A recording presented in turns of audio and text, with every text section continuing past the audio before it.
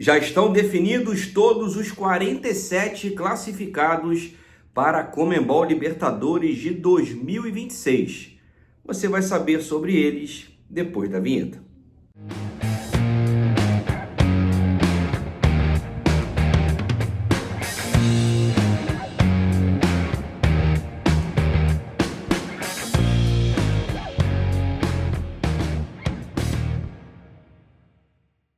Seja muito bem-vindo, bem-vinda ao canal do Leandro Dias. Aqui eu falo sobre futebol diariamente e nesse vídeo a gente vai trocar uma ideia sobre os classificados para a próxima edição da Libertadores. São muitas surpresas, clubes grandes que ficaram fora dessa competição e olha, mais uma vez os brasileiros favoritíssimos a levantar a taça e ultrapassar os argentinos no confronto geral.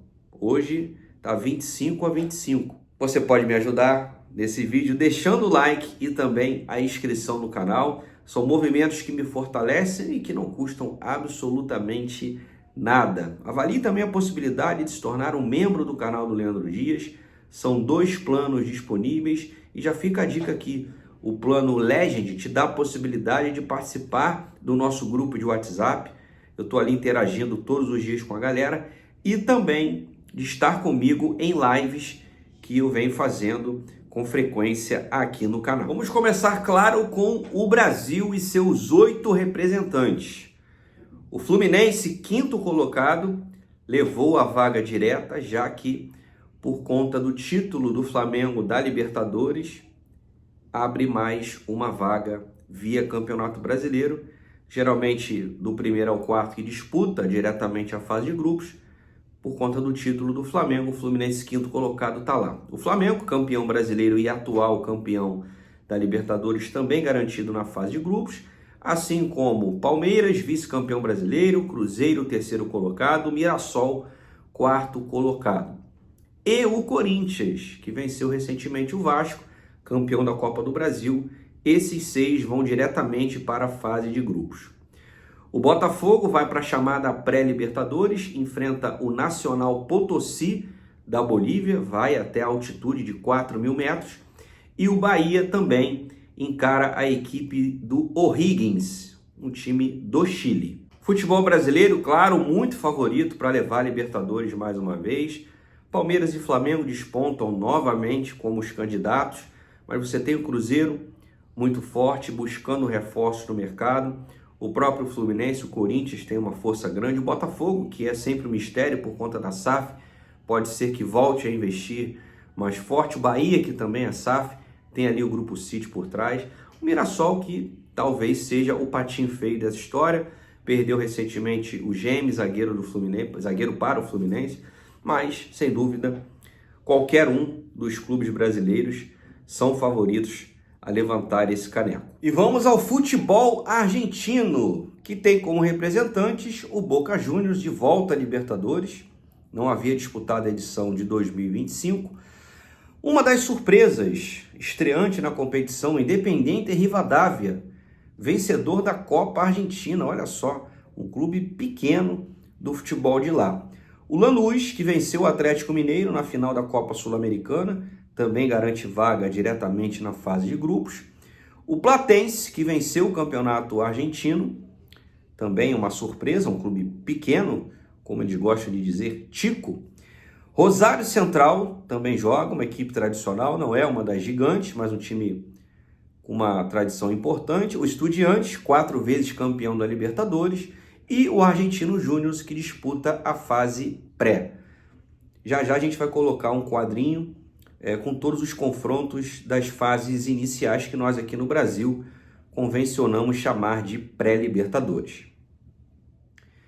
Bom, galera, futebol argentino muito enfraquecido, né? Você não tem River Plate, não tem São Lourenço, não tem o Independiente, o maior campeão 7 vezes, mas isso mostra como a crise financeira tem assolado o nosso vizinho. A grande surpresa é o River Plate fora, que venha sendo o grande algoz dos brasileiros na tentativa de impedir o futebol tupiniquim de se sagrar campeão, sem sucesso. O Brasil vem empilhando títulos da Libertadores, mas muitas equipes pequenas competitivas, o futebol argentino é muito aguerrido, muito organizado, mas tirando Boca pela tradição, Estudiantes, que é um clube grande, ninguém assusta de verdade, né? Vamos ao futebol boliviano, que tem 4 representantes na tela. O que chama atenção é a famigerada altitude. Os 4 jogam em alturas que, olha, assusta. Primeiro o Always Red, que está na fase de grupos, assim como o Bolívar, e não Bolívia, como você está vendo aí. O Always Red joga a mais de 4.000 metros de altitude e o Bolívar, o principal clube boliviano, em La Paz, 3.200 metros.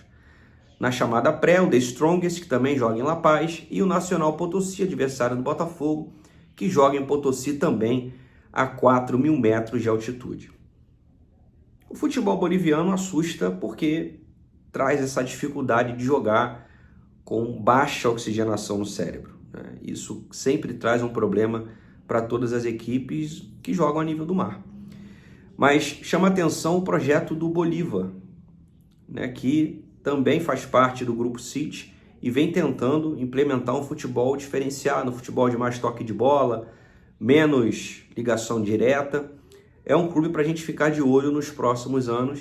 Vem tentado praticar um futebol diferente, sofre, claro, com a falta de qualidade em relação aos demais, mas ao contrário dos outros 3, que provavelmente só vão sobressair pela altitude, o Bolívar, se não nessa edição de 2026, nas próximas vai começar a incomodar mais as equipes brasileiras e argentinas. O futebol chileno também com 4 representantes, são esses: o Coquimbo Unido, uma equipe pequena de lá, mas está na fase de grupos, a Universidade Católica, um dos 3 grandes, e na pré, o Huachipato, que já jogou outras edições da Libertadores, e o O'Higgins. Perceba que o futebol chileno, assim como a sua própria seleção, vem decaindo ao longo dos anos. Cadê o Colo-Colo? Cadê a Universidade de Chile? Cadê a própria União Espanhola? Você vê equipes menores disputando a Libertadores. O Coquimbo Unido, que pouca gente sabia da existência, não é a primeira Libertadores, mas um time pequeno. Assim como o Huachipato, o O'Higgins também, gigante aí, por lá apenas a Universidade Católica. Não imagino que o futebol chileno vai aprontar nessa Libertadores. A Colômbia vem com o Independiente Santa Fé, clube que revelou o John Arias, ex-Fluminense, e o Júnior Barranquilla, já conhecido. Os 2 entram diretamente na fase de grupos. Na pré, o Independiente Medellín, ex-clube de Germancano, e também o Tolima, que ficou conhecido por eliminar o Corinthians também nessa fase inicial. O futebol colombiano ainda titubeia, de vez em quando faz uma graça, mas há algum tempo não surge ali nem entre os 4 primeiros.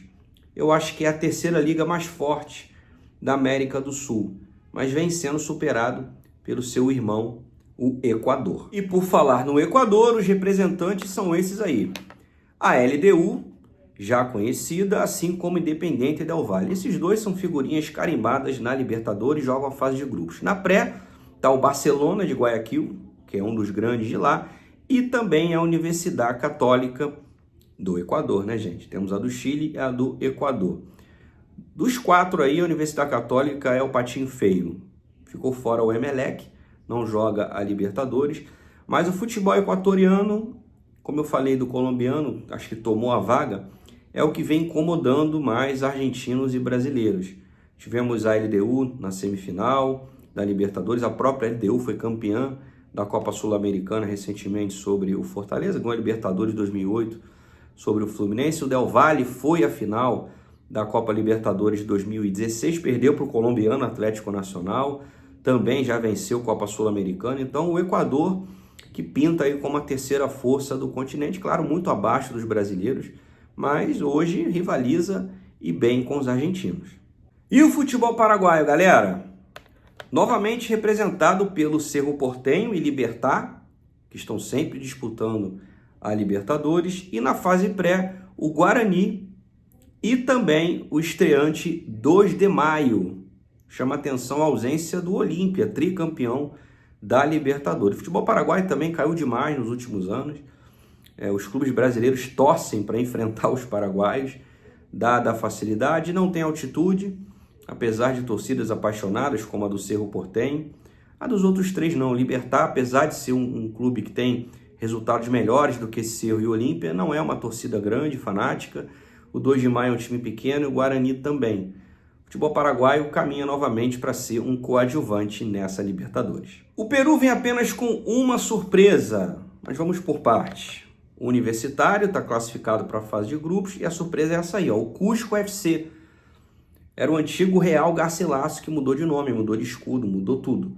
E vai jogar a fase de grupos com o Universitário. Quem tá na pré são os grandes, Sporting Cristal e Aliança Lima. O Universitário também é um clube grande, o Peru tem esses três aí gigantes do futebol de lá. Também coadjuvante, né, gente? O futebol peruano não assusta ninguém. O Cusco você tem altitude, né, que pode atrapalhar. Os demais jogam em Lima, a nível do mar. Acho muito difícil que façam uma graça aí e consigam a classificação até para umas quartas de final. Quem sabe oitavas, é bem difícil. Futebol peruano, assim como a seleção, bem caidinho. E o Uruguai, hein, galera? Tradicional futebol uruguaio, representado por Nacional e Peñarol, sem novidades, na fase de grupos. E quem vai para a pré é o Liverpool, que é o meu time de lá. E também o estreante Juventud, uma equipe bem pequena do futebol uruguaio. O Uruguai é outro que tem muita tradição. O Nacional é recordista de participações. São muitos títulos envolvidos. São 5 do Peñarol, 2 do Nacional, mas não ganha um tempão. A última vez que o futebol uruguaio fez algo aconteceu em 2011, quando o Peñarol foi à final e jogou contra o Santos de Neymar. Não deu nem para a saída. Tem jogadores interessantes, é um país pequeno, mas que revela muitos atletas. Porém, internacionalmente, infelizmente, né? Porque o futebol uruguaio é sempre muito importante no nosso continente, fazendo figuração. É possível, dependendo da chave que cair, que o Nacional e o Peñarol possam avançar nas oitavas, nas quartas, mas pensar em título, muito improvável. E por fim, a Venezuela com seus 4 representantes. Na fase de grupos, o La Guaira e Universidade Central, 2 times pequenos da Venezuela, olha só. E na chamada pré, o Carabobo e o único grande da Venezuela, o Deportivo Táchira. O Caracas está na Copa Sul-Americana, o principal clube daquele país. O futebol venezuelano, né, gente, melhorou um pouquinho a seleção, mas no país é o mais fraco do continente, sem dúvida. Rivalizaria com a Bolívia, com o Peru, mas a Bolívia tem altitude, o Peru você tem ali o Cusco também. A Venezuela não, joga a nível do mar, com times extremamente frágeis. Os brasileiros e argentinos torcem para cair com um grupo com venezuelanos, sem dúvida alguma. Nenhum deles assusta, até o grande Deportivo Táchira, que vai jogar a pré, é uma equipe que não dá nem para o cheiro para jogar essa Copa Libertadores. Se algum deles passar para as oitavas, vai ser uma grande surpresa. Vamos então ao confronto da primeira fase da Libertadores. Na tela para vocês, o The Strongest da Bolívia enfrenta o Deportivo Táchira da Venezuela. Imagino que o The Strongest é o favorito, pelo fator altitude. O Juventud do Uruguai enfrenta a Universidade Católica do Equador, pela mesma razão. A Universidade Católica tem altitude, né, de Quito, acredito que é a favorita. E o 2 de Maio do Paraguai enfrenta o Aliança Lima. Pelo tamanho do Aliança Lima, em comparação ao debutante 2 de Maio, o time peruano leva vantagem. Então, imagino que The Strongest da Bolívia, Universidade Católica do Equador e Aliança Lima do Peru passem à fase 2. E os confrontos da fase 2 são esses. O vencedor de Juventud do Uruguai e Universidade Católica do Equador encara o Guarani do Paraguai. The Strongest ou Deportivo Táchira, Strongest da Bolívia, Táchira da Venezuela, um dos dois encara o Tolima da Colômbia. O Sporting Cristal do Peru espera o vencedor de 2 de Maio do Paraguai e Aliança Lima do Peru. Podemos ter um confronto aí de peruanos. E aí embaixo já os confrontos definidos. O Barcelona de Guayaquil do Equador enfrenta o Argentino Júnior. O Nacional Potosí da Bolívia pega o Botafogo. Carabobo da Venezuela contra o Huachipato do Chile. O'Higgins do Chile contra o Bahia. E o Liverpool do Uruguai enfrentando o Independiente Medellín da Colômbia. Olha, analisando esses confrontos, Juventude, Uruguai, Universidade Católica e Guarani, eu fico em cima do muro. Ainda acho que a Católica, pelo fator altitude, leva uma pequena vantagem. The Strongest, Táchira e Tolima, eu acho que o Táchira, como eu falei, não passa pelo Strongest. O Tolima é um time teoricamente mais forte, mas o fator altitude também acho que pesa. Aliança Lima, creio que vai passar pelo 2 de maio, vamos ter um confronto de peruanos e o que der, deu. O nível é muito parecido. Barcelona de Guayaquil e Argentino Júnior, um confronto equilibrado. Difícil apontar aí um favorito. Nacional Potosí e Botafogo. Óbvio, o Botafogo é bem melhor, mas vai depender do resultado desse primeiro jogo. Atuando a mais de 4.000 metros de altitude, toma uma pancada de 3, 4-0 para reverter. Não é que seja difícil. O Botafogo até teria condições, mas a necessidade de fazer os gols é muito diferente de você construir o placar naturalmente. Carabobo da Venezuela e Huachipato, acho que o time chileno é favorito. O'Higgins e Bahia, também aposto no Bahia. Liverpool e Medellín, Independiente Medellín, o time colombiano, na minha opinião, leva vantagem.